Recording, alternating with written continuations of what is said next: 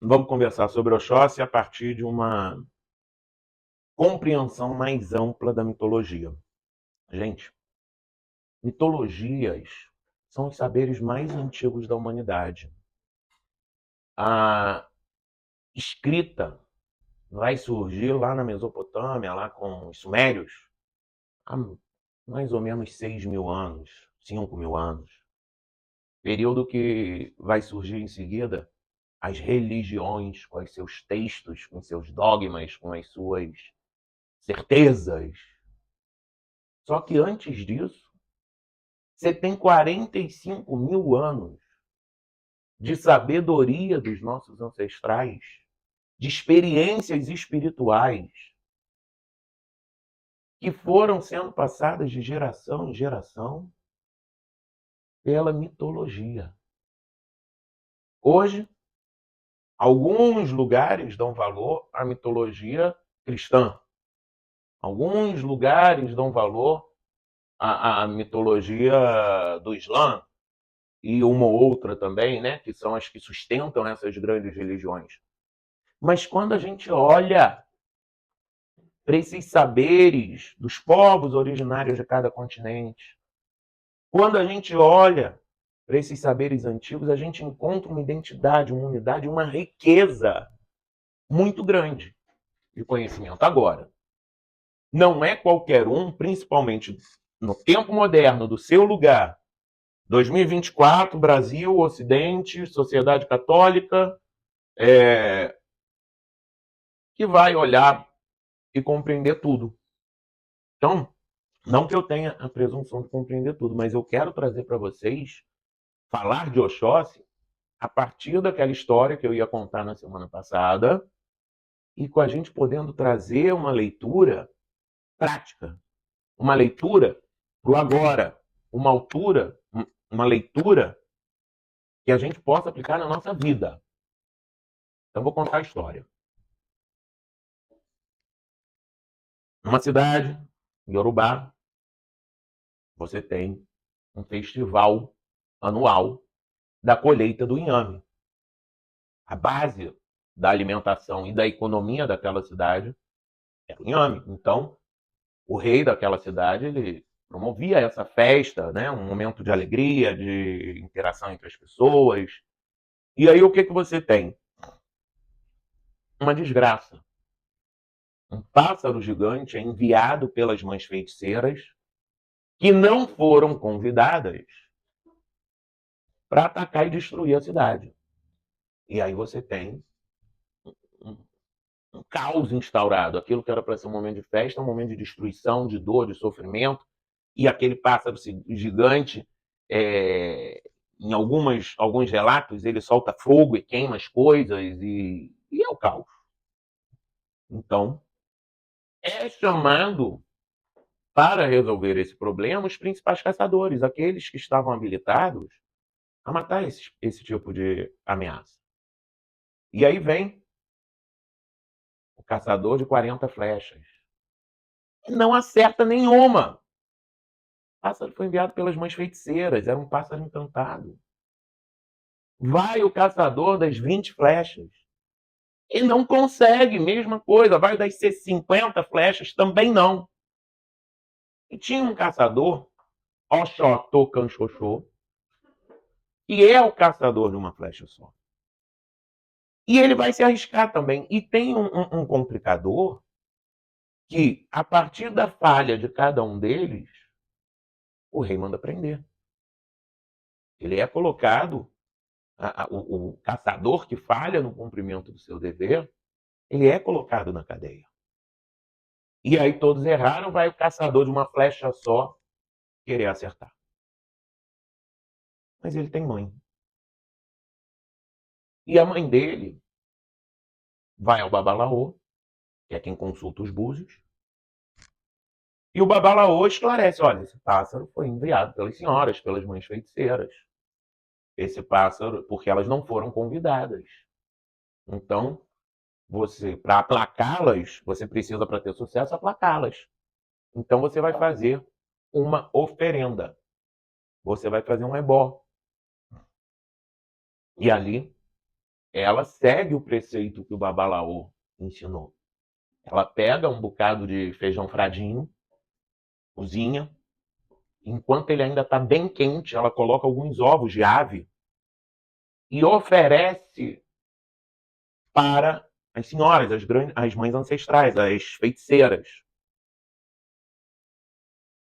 E ali, conforme elas recebem aquela oferenda, inclusive quem é do axé talvez já tenha percebido que aí é a origem do Molocom da Oxum, porque conforme o feijão fradinho vai esfriando, os ovos vão cozinhando. Vê que dali que deriva a comida que mais se oferece ao Oxum, que é o feijão fradinho cozido, feijão fradinho com ovos cozidos. Só que nesse caso aqui é quente com os ovos de ave ainda crus. E aí as senhoras, as mães feiticeiras sendo reconhecidas, elas se apaziguam e tiram o encanto. E aí vai lá ao Chateau Canchochô, com a sua perícia, com a sua habilidade, que ele legitimamente tinha. Ele faz a mira com uma flecha só, mira e solta. E a flecha acerta o pássaro. Ele encerra com aquela ameaça. E aí você tem uma festa ainda maior. Porque você, além de ter a colheita dos inhames, a galera toda junta, você tem a ameaça que foi encerrada. Né? E aí, ao invés dele receber a premiação que foi prometida pelo rei, ele, inclusive, pede que os seus colegas, os seus irmãos que tinham ido para a cadeia e que também eram caçadores habilidosos, pudessem ser soltos e libertos.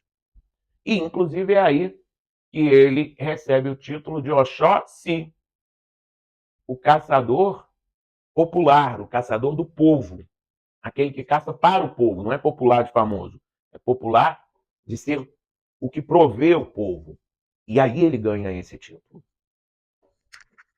O que essa mitologia nos ensina?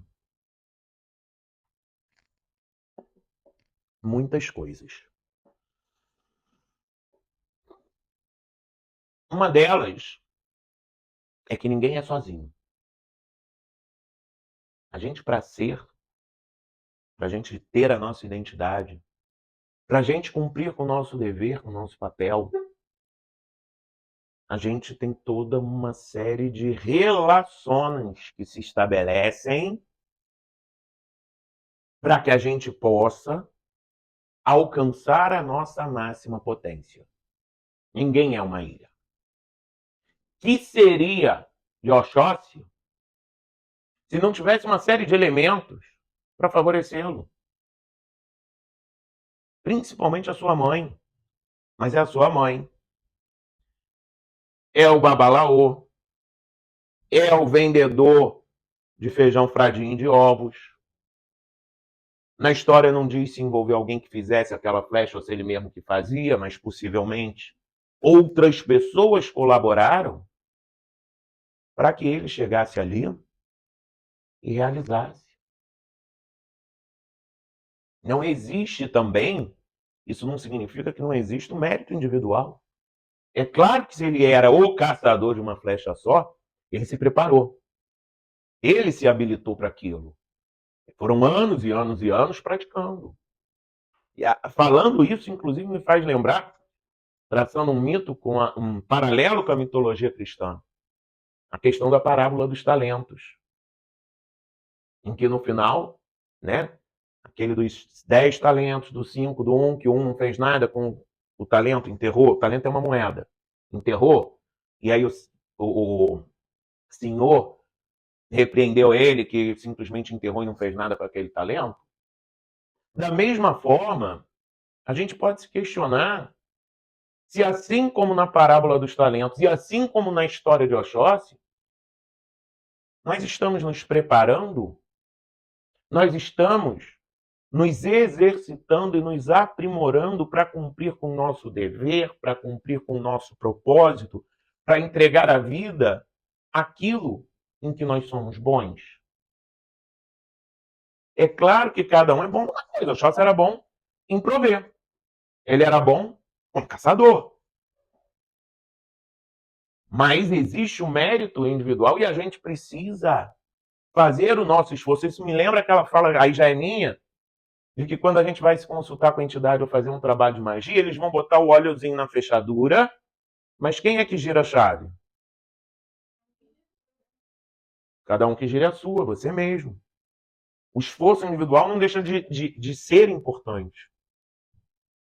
Agora, reconhecer que existe uma rede com a qual nós estamos interligados, isso é fundamental. O que seria de Oxóssi se a mãe dele, nesse mito representando a mulher sábia, ela foi mais do que uma mãezinha protetora à moda ocidental. Ela não foi uma mãezinha protetora à moda ocidental. Uma mãezinha com M minúsculo, a moda contemporânea, ia fazer o que com seu caçador com seu filho que caça com uma flecha só diante desse cenário? Não vai sair de casa, tá de castigo, tá proibido. Mas os outros foram, você não é os outros. O de 40, 50, 20 flechas já tinha levado fumo. O que ela fez? Ela não foi a mãezinha, ela foi a mãezona. Ela foi a mulher sábia, ela entrou nesse papel.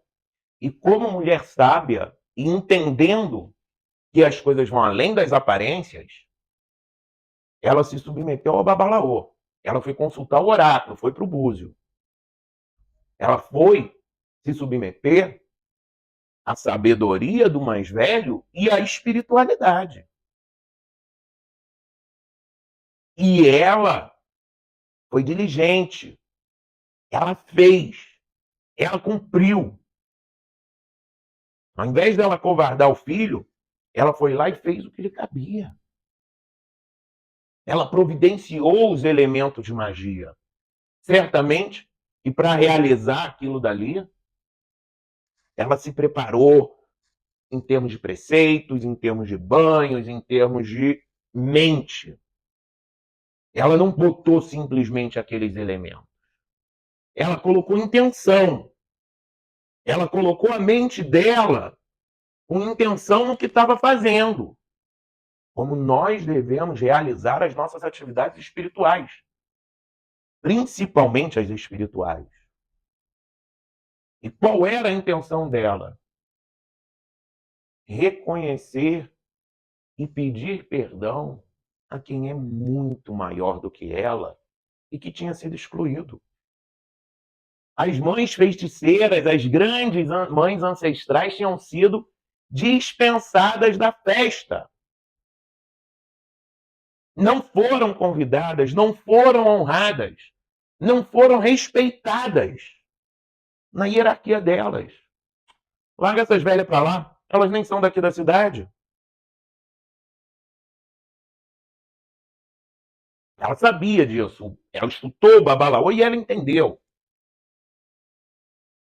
E ela sabia que para poder alcançar o êxito do trabalho, que não era uma comida para se comer, mas uma magia para apaziguar aquela energia espiritual das mães feiticeiras, é que eu não uso a expressão mães feiticeiras no mito. Vocês veem que eu estou parando para falar, vocês veem, eu geralmente falo o quê? Nossas mães ancestrais.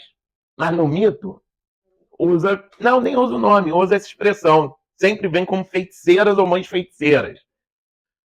Se eu falar grandes mães ou mães ancestrais, vocês sabem que é delas que eu estou falando. Então, aquela mulher, aquela mãe, precisava colocar intenção, sentimento, ondas mentais, vibração, frequência, que alcançasse e que alcançasse as senhoras e fosse maior do que a frequência da soberba, do orgulho de quem não chamou. Que é a frequência da humildade, do reconhecimento.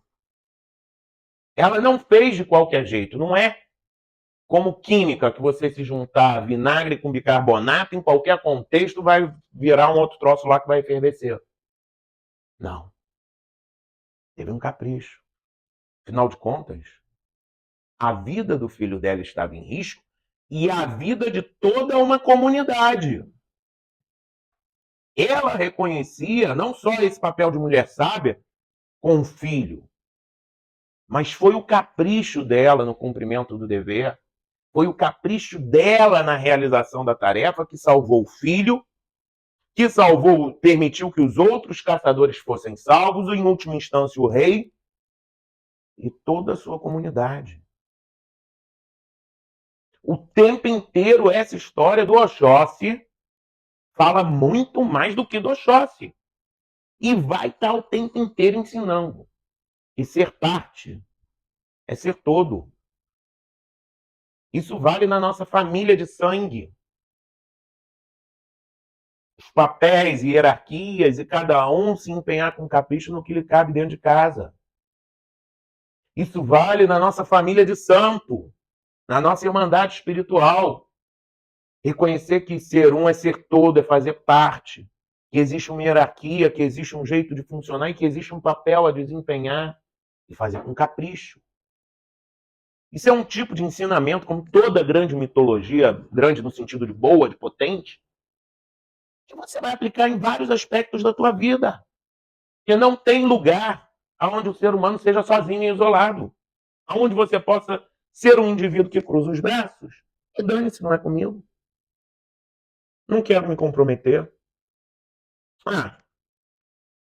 Não existe lugar em que um ser humano possa ter essa postura. Toda vez que um ser humano tem uma postura de dane-se, não quero me comprometer, dane-se, não quero cumprir com o meu papel, dane-se, não estou nem aí pro todo, dá ruim. O ser humano foi programado, o ser humano no sentido biológico, no sentido de corpo físico, de espécie, ele foi programado para viver em grupo, em clã. Foi isso que permitiu que os homens das cavernas sobrevivessem. Essa espécie que a gente está habitando não é a mais forte, não é a mais resistente, não é a mais poderosa. Como é que ela sobreviveu no mundo primitivo? Trabalhando em equipe. Por isso que todo bebezinho já nasce, mesmo que seja um espírito que esteja vindo de outro lugar para nascer a primeira vez na Terra, com o impulso e a necessidade de pertencimento, de ser reconhecido e aceito pelo grupo. Se você exclui alguém do grupo, ou se você se exclui do grupo, as energias de fora desequilibram, as ações de fora se desarmonizam e as energias de dentro também. E a coisa não funciona. O que foi? O que houve? Defumar quem? Vai lá. Maria, você pode ligar o vento, por favor? Então vamos voltar aqui ao nosso mito. Você olha para o papel das grandes mães, das feiticeiras. A gente chegou a conversar um pouco disso na semana passada. A necessidade que tem de que elas se posicionem e mandem um adiogum, mandem alguma coisa desagradável, para que o ser humano se retifique no seu caminho e tenha um bom caráter. A pena de paiceta branca vai encher de parafina, Maria. Então, nessa história, quem é a ação retificadora? São as senhoras, as feiticeiras. Em outras é Exu. Em outras mitologias vai ter outro nome. E até outro conceito. Que a gente vai chamar de lei da ação e reação, de lei do karma, lei da semeadura. Porque nós somos livres para agir. Mas somos responsáveis pela consequência. E a gente tanto vai experimentar, gente, consequências diretas daquilo que a gente faz e que vai provocar na gente uma reação prática e direta. Ou seja, se eu vim aqui e der um pisão no pé da Fernanda, vai ter uma consequência. Ela vai chorar, a mãe dela vai vir me recriminar, talvez a Jéssica tome as dores dela e me dê uns tapas. Coisas vão acontecer. Agora, se eu fizer isso em secreto, em oculto, intimidá-la para ela ficar quieta e ela não reagir, não existe essa de oculto. essa vibração, essa ação, esse sentimento, esse pensamento vai repercutir à minha volta. E vai atrair algo de igual teor. Não significa que alguém vai pisar neste meu pé físico. Pode ser que alguém pisoteie os meus sentimentos. Pode ser que alguém pisoteie o meu jeito de pensar. Pode ser que alguém tranque alguma coisa na vida, tranque meus caminhos para que eu não possa andar. Nem sempre essa lei de ação e reação vai vir exatamente no mesmo campo. Tem coisa que a gente faz no físico, que volta no emocional, que faz no emocional e volta no mental, que faz no mental e volta no espiritual, uma ação espiritual que vira um resultado físico. Os campos até se modificam. Mas tudo é frequência, tudo vibra. Tudo é energia, até a matéria mais bruta é energia. Essa parede aqui é feita de areia, cimento, aí você vai olhar a areia, é feita de silício, átomo, sei lá. Silício, né? Qual é o nome do átomo? Elemento químico lá. E aí aquele elemento químico é feito de elétron e vibra, é frequência. E que lá o pessoal, os especialistas em física quântica vão explicar que no final das contas isso aqui nada mais é do que luz condensada, do que energia condensada. Então, tudo é energia, tudo é frequência. Eu vou agir e vai reagir.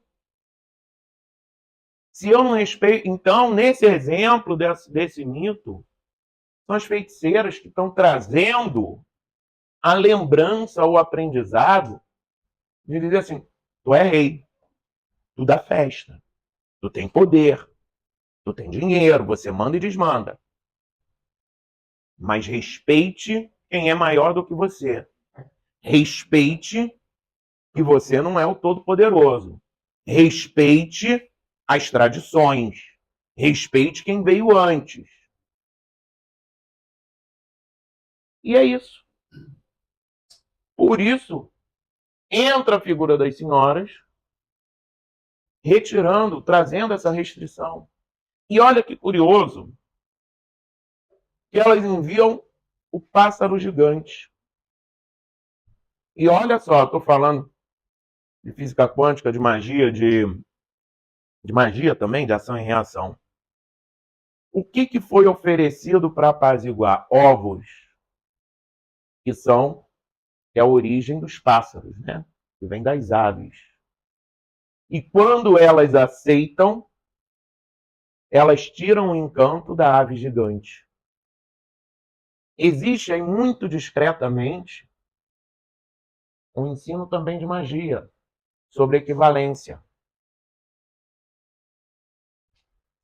Tanto que, já que eu estou falando, eu vou entregar mais um pouco. Por que se usa feijão fradinho? Pela equivalência aos óvulos. Assim como a mulher, no ovário, já tem todos os seus óvulos para serem liberados, um de cada vez, né? Geralmente, a cada ciclo você libera só um, correto? Mas o comum é um. Mas você já tem lá vários óvulos. Da mesma forma, quando você pega uma cuia, uma cabaça, que é onde a gente bota a oferenda para elas, que também é redondo, cheio de feijão fradinho. Cada feijão fradinho ali é uma semente. Cada semente é uma célula. Vocês sabem que o grão é uma célula? Não? Pois é uma célula só aquilo ali. Então foi assim que eu aprendi na biologia. É uma célula. Um grão é uma célula. Igual o ovo. O ovo também é uma célula. Não sou especialista em biologia, não. Isso aí eu estou repetindo o que eu aprendi lá na escola. Então você tem ali várias células, várias sementes, representando a maior característica do feminino. E a maior característica de um corpo feminino não é a genitália. Tanto que a ciência pode trocar. Você pode fazer uma cirurgia de redesignação sexual ou de gênero. De gênero. Nasceu com Paulinho e vira Regina. Ou nasceu com a Regina e transforma num Paulinho. Mas não tem como. Era assim que minha filha falava criancinha. Isso que eu olhei para ela. Então, mas você não tem como fazer a construção de um útero, de um ovário, para gerar vida. Você até tem como gerar vida sem útero. É mais comum a gente fazer isso nas fêmeas animais. Você junta o óvulo com o espermatozoide e bota num outro útero. Mas quem dá a vida vai vir do que está ali naquele ovário. Aquilo ali é o que produz os óvulos, é o que mais caracteriza o feminino. E é incopiável, pelo menos até agora, porque o útero a ciência substitui, a genitália a ciência substitui, mas o óvulo feminino não. Assim como o espermatozoide masculino também não. Então vejam quantas camadas numa única história, num único ensinamento oral. Você tem aí o fundamento da magia, a equivalência acontecendo e indo no máximo do feminino representado na matéria para alcançar o máximo do feminino que existe numa hierarquia espiritual. Porque maior do que as senhoras, só se for a fonte criadora, que na tradição iorubá vai chamar de Olodumária. Os Bantu vão chamar de Zambi, mas que raramente é designado como masculino e feminino. Então vejam quanta ciência numa única mitologia, num único ensinamento. Entendam também, ainda tem um tempinho, o conceito de caçador. Porque Oxóssi vai se tornar o caçador do povo, o caçador popular. Mas a gente não pode olhar a partir dessa nossa ótica. Hoje em dia, quem é um caçador?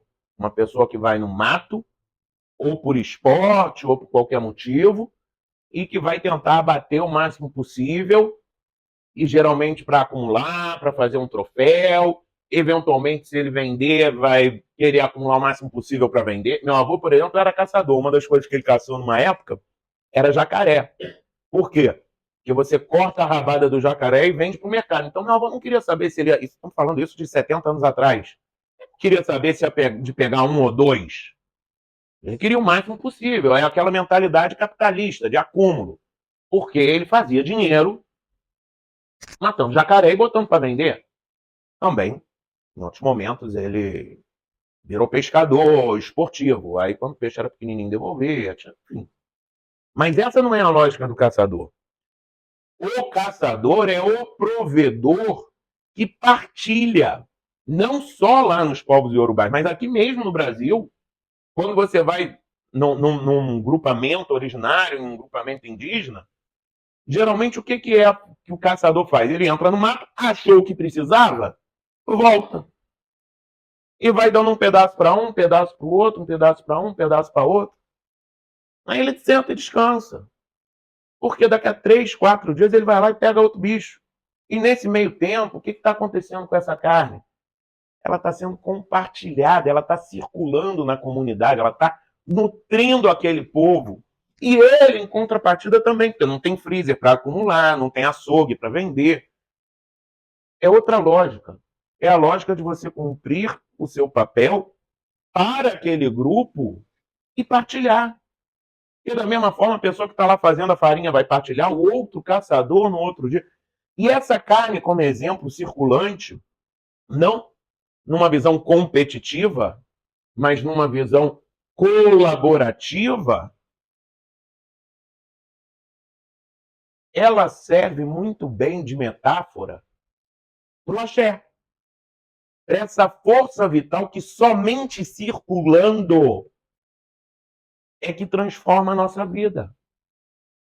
Quem é do axé, quem reconhece que o axé existe, Umbanda, Queto, Angola, Batuque, Tambor de Minas, não interessa, seja qual for, se você é de uma prática espiritual em que você percebe que o axé é emanado de Olodumare, é emanado da fonte divina, mas que está com uma energia potencial. É quando entra o movimento de Exu, já estou ensinando fundamento de magia.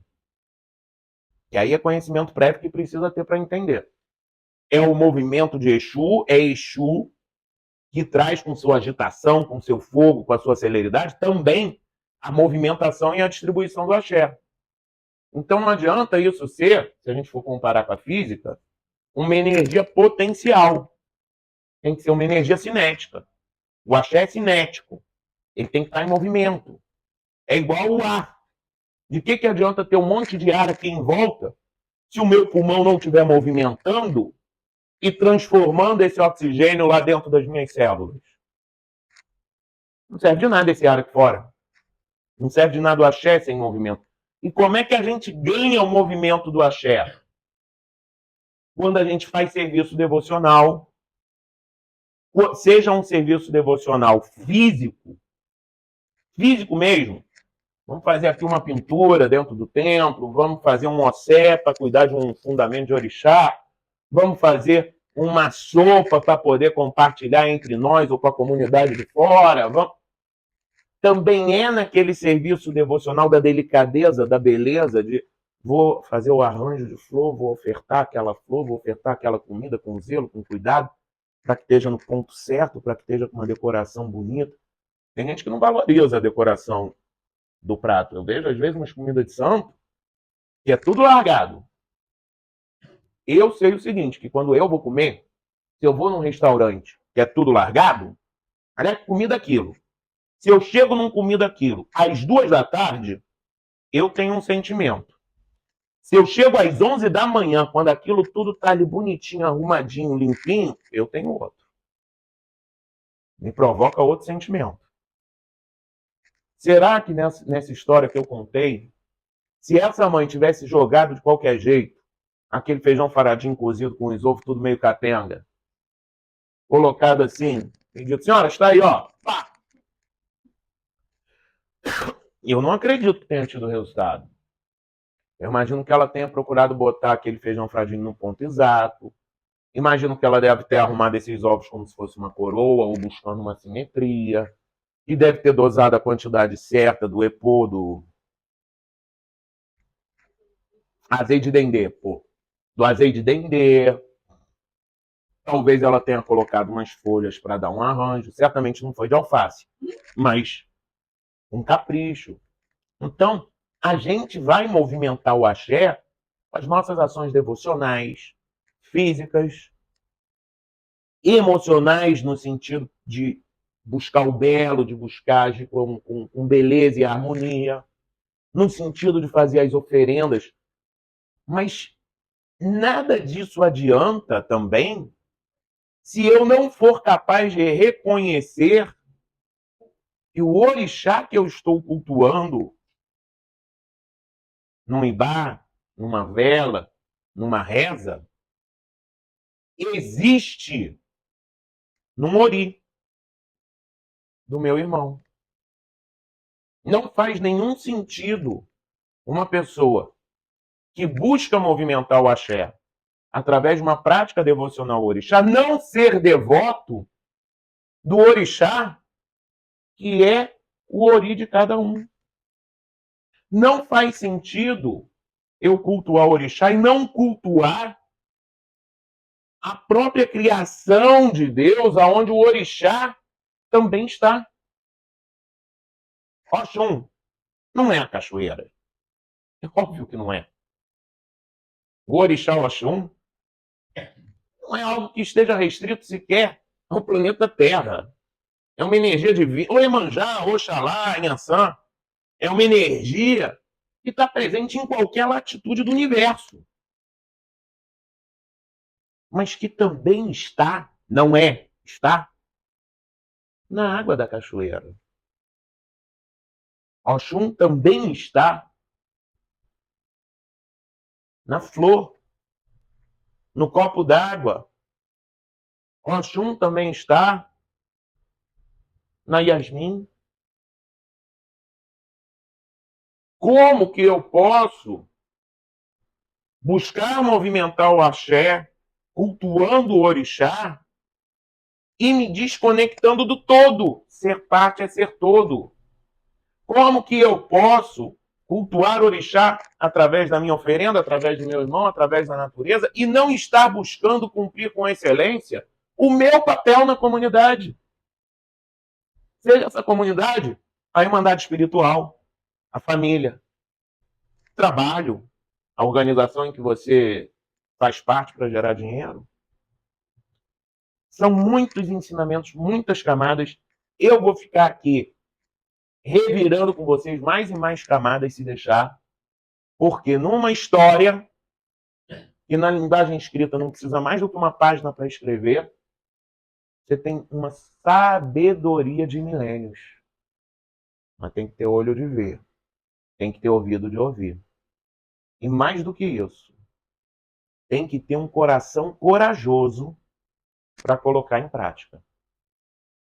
Não deixem os insights que vocês tiveram, as sacadas que vocês tiveram, morrer na tua cabeça. Enquanto eu estava falando, eu vi os olhos de vocês. Vocês tiveram, cada pessoa num momento diferente, todo mundo aqui teve uma sacada. Não deixa essa sacada morrer na tua cabeça. Traz ela para o coração. Bota peso. Que é através do coração que você vai agir com o coração, coragem, é que vai adiantar em alguma coisa que você vai conseguir botar em prática. Descobre qual é, aonde que o seu talento está enterrado. Aonde que você está se excluindo do seu papel ou excluindo alguém do seu papel, ou qualquer outro insight que você teve. Bota pro coração para poder vir para ação.